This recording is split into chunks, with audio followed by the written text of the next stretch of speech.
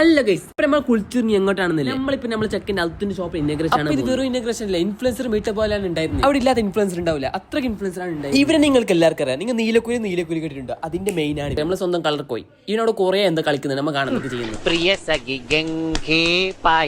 പിന്നെ ഇവിടെ പാട്ട് പാടുന്ന നമ്മൾ ചെക്കൻ ഷോയിബാണ്. പിന്നെ അവനെ കുറച്ച് സോങ് ഒക്കെ നമ്മൾ കേൾക്കാം.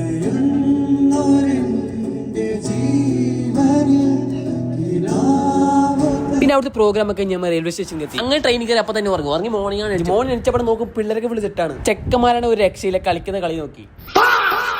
അങ്ങനെ നമ്മൾ ഗുജറാത്ത് എത്തിയ പാടെ ബസ്സിനെത്തി ഒന്നും പോയി. അങ്ങനെ ഹോട്ടലെത്തി നമ്മൾ ഏത് ദോശ ഓർഡർ ചെയ്ത്, ഇവരാണെങ്കിൽ ഏത് പേട്ടി ദോശ അപ്പൊ നമ്മൾ ഫുഡ് കഴിച്ച് ഓട്ടോ റിക്ഷയിൽ കയറി. അപ്പൊ നമ്മൾ കുറെ വിചാരിക്കും എന്തെങ്കിലും ബിസിനസ് തുടങ്ങാൻ. അപ്പൊ നിങ്ങൾക്ക് എന്തെങ്കിലും ബിസിനസ് തുടങ്ങാൻ ഇൻട്രസ്റ്റ് ഉണ്ടെങ്കിൽ നല്ല ഹോൾസെയിൽ കിട്ടുന്ന ഷോപ്പിനെ ഇതാണ് ഞാൻ പറഞ്ഞ ഷോപ്പ്. അപ്പൊ നമ്മൾ എത്തി ഗൈസ് അജ്മീർ ഫാഷൻ. ഇത്രയും വെറൈറ്റിയുള്ള ഹോൾസെയിൽ ഷോപ്പ് ഞാൻ ഇതുവരെ കണ്ടിട്ടില്ല. പിന്നെ അതുപോലെ തന്നെ ഓരോ മോഡൽ ഡ്രസ്സിന് വേറെ ഫ്ലോർ ആണ്.